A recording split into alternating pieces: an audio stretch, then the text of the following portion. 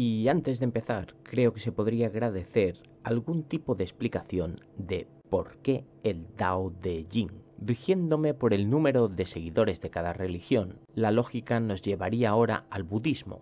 Y es cierto, esa fue mi primera opción, pero como nuestros seguidores saben, porque no me canso de repetirlo, trato de evitar en la mesura de lo posible cualquier información fuera del texto que estamos analizando, aunque hay veces que la necesidad obliga. Y esto no lo hago por desprecio a cualquier interpretación que no sea la mía, sino por confiar plenamente en un concepto coherente de divino. Este canal, también he dicho varias veces, no es ninguna crítica a ninguna religión ni credo. Es únicamente una búsqueda personal compartida con todos vosotros. La búsqueda de una respuesta existencial. La confirmación o la duda, atención, no la negación, porque para mí el agnosticismo está más cerca del creyente que del ateo. El agnóstico quiere creer. No es la negación de las religiones lo que me aleja de ellas, en absoluto, sino la falta de coherencia en lo leído. Un agnóstico no puede negar desde el desconocimiento y encuentra absolutamente incoherente que se pueda llegar a creer desde el mismo. Venimos de decepción tras decepción desde el principio, cada vez más grande. La última, la del hinduismo, ha sido colosal, porque no solo me ha decepcionado en su religión, sino prácticamente en todas en conjunto. Todas las leídas se nutren de lo mismo, estructuras piramidales de control social basadas en el mito. En esta última, su texto más primitivo, el Rig Veda, tenía la misma consistencia que podían tener los salmos de David o Salomón. Ninguna. Canciones, folclore, entretenimiento, personajes de fantasía presentados como grandes héroes o dioses por los humanos que lo escriben. Condicionamiento, cultivo de la ignorancia con un único objetivo, el saqueo eterno. No valía la pena seguir más. ¿Y dónde ir? Evidentemente el budismo estaba ahí. Pero, ¿qué leer? ¿Cuál es su texto primigenio? Ahí está la información, ahora sí, necesaria. Y descubro que sí, que hay un texto originario. Se llama el Tripitaka. Es una palabra de dos vocablos, Tipitaka. En la lengua pali significa 3 cestos. Y a su vez, porque el más antiguo conservado está escrito en esta lengua, es conocido como Canon Pali. En mi ignorancia, que es mucha porque jamás me he acercado al budismo, tengo la sensación de que no es una religión en la cual se adore a un dios directamente. Buda jamás es presentado así, es su nombre, es un sabio, un maestro del pensamiento, del conocimiento interior. ¿Qué podía contener entonces el Tripitaka para que esta religión se cuente también entre las más seguidas del mundo? Inocente de mí, pensaba que contenía las enseñanzas de Buda, pero no, este no dejó nada escrito. ¿Qué era entonces el Canon Pali? Pues lo tenéis a vuestra disposición en múltiples formatos también aquí en Internet. Abrid la primera que encontréis vosotros mismos y comprobaréis que no es nada más que una doctrina de comportamiento para los creyentes, para aquellos que entran en el templo, normas y disciplina. Al menos ese es el principio de esta religión. Su texto más antiguo comienza así. ¿Qué me podía aportar a mí con todo lo leído ya anteriormente si empiezo por algo absolutamente humano? ¿Pretenderán que yo crea que aquel dijo lo que ellos dicen que dijo? Y en caso de que yo lo interprete por mí mismo, podrán en algún caso detenerse a escuchar. La decepción hacia el budismo empezó antes de empezar, en la introducción, en la búsqueda, en la elección. ¿Podría aceptar ese Buda que tengo yo como imagen en mi cabeza, ignorante de él, que le adoren en suntuosos templos? Y si realmente sí pudiese, ¿me interesa entonces un dios así, desde lo humano, divinizado? No, las enseñanzas de Buda pueden ser muy interesantes filosóficamente, pero al no dejar nada escrito dudo mucho que pueda encontrar alguna prueba divina en alguna parte de su doctrina actual.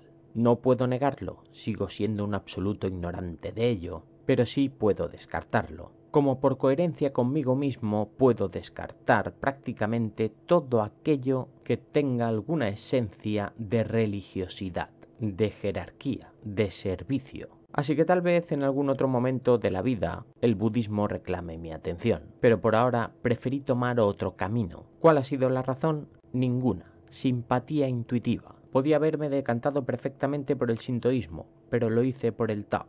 Lo podía haber descartado también como al budismo en la primera búsqueda de información sobre esto que desconozco. Pero ya era distinto. Había un libro, único, de un solo autor, Lao Tse. Él es el que piensa y escribe, al menos así se le atribuye. ¿Está el original? No. Todos son versiones, reediciones. Bien, es normal, también lo es todo lo que hemos leído. Cualquier cosa que provenga de una lengua distinta a la que hablamos, ya nuestro acceso está condicionado a ello. Ya es una interpretación subjetiva de algún modo. Pero si ese Lao Tse tampoco es un dios, es un humano, ¿qué importancia puede tener entonces? Pues resulta que tampoco hay pruebas de su existencia. Este no puede ser un impedimento para nosotros que hemos aceptado leer escritos atribuidos a Moisés, por ejemplo, pero sí que nos alerta ya antes de empezar. ¿Qué encontraremos entonces en ese libro? Hay que abrirlo. ¿Está ahí? Ya lo tengo, y ahora quiero acercarme a él como a todos los anteriores, desde el previo respeto a sus seguidores que creen en lo que está escrito ahí, en que ello contiene una verdad.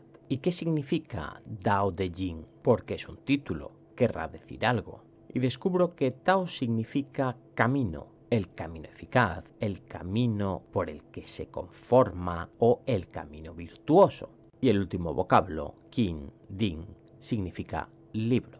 El libro, el escrito del camino virtuoso. Es cierto que este título nos predispone ya directamente a la decepción. Un camino de virtud, una enseñanza, a mí ya me viene la Biblia a la cabeza. Y entonces lo abrí.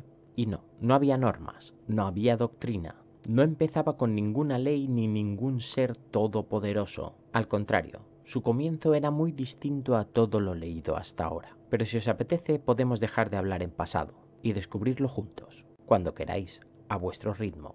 Aquí está. Bienvenidos a la lectura agnóstica del Dao de Jing. Y lo primero que vemos es una especie de estrofa, de poema. No es un versículo, sino varios, no hay numeración. Y dice así: el Tao que puede ser expresado con palabras no es el Tao eterno. Este es el principio. No hay un Dios, no hay un sacerdote. El sujeto es una esencia, el Tao, el camino. Pero tampoco es un camino, porque si fuese un camino se llamaría el camino, pero no, es el Tao, es algo más, tiene múltiples significados. A ese camino no lo podemos concretar en un único nombre, porque si podemos, ya no es el camino. Si al Tao podemos señalarle, distinguirle, nombrarle, ya no es el Tao. El nombre que puede ser pronunciado no es el nombre eterno. No es que no sepamos su nombre, es que no podemos saberlo. No le podemos dar uno, porque no podemos pronunciarlo. Es más grande que el vocablo. Lo que no tiene nombre es el principio del cielo y la tierra. Aquello que no podemos pronunciar, aquello a lo cual hemos llamado Tao por comodidad nuestra. Pero debemos ser conscientes que no es su nombre, no es algo, es el principio de todo, es el principio de nosotros, del cielo y de la tierra, del arriba y el abajo. Lo que tiene nombre es la madre de todas las cosas. Y ahora de repente se refiere a otra cosa, a lo que sí tiene nombre, a lo que sí podemos nombrar. Esto ya no es Tao, pero a su vez sí es Tao, porque Tao parece ser todo. Si es eterno, no puede no estar. Lo que sí está es lo que hace todas las cosas, lo que crea, la madre. La permanente ausencia de deseos permite contemplar el gran misterio. La ausencia de deseo, la conformidad. No olvidemos que así se titula el libro, el camino de la conformidad, de la virtud. Esta ausencia de deseo debe ser permanente, si no, no es virtuosa, no es real. Esa conformidad es la que nos permitirá contemplar el gran misterio. ¿Cuál es ese gran misterio? La constante presencia de deseos permite contemplar sus manifestaciones. El deseo, la no conformidad, la intencionalidad, no es ciega, y ésta nos permite contemplar las manifestaciones de ese gran misterio, pero no al gran misterio en sí. Imaginemos una enfermedad, podemos ver síntomas y reconocerlos, pero a lo mejor no sabemos qué es, no conocemos la enfermedad. Ambos estados tienen un origen común y con nombres diferentes aluden a una misma realidad. Ambos estados vienen de lo mismo, y aquí se refiere a todo lo leído. El conformismo viene del mismo lugar que el deseo. Lo que no tiene nombre viene del mismo lugar que el que lo tiene. Lo que no es viene de lo mismo de lo que es. Y aquí sí que os tengo que reconocer que no sé si será de gran ayuda o no, pero al buscar información sobre cómo acceder al Tao, por dónde empezar, cuál era el libro original, si había otro, no he podido evitar descubrir que prácticamente es el inicio del concepto universal conocido como el yin y el yang.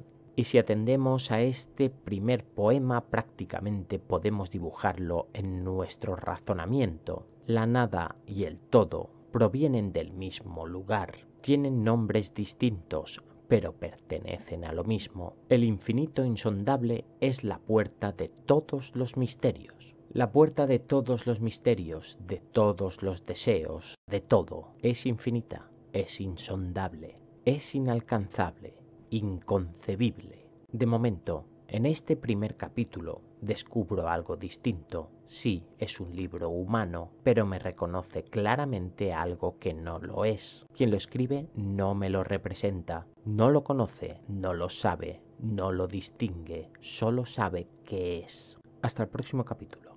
Un saludo.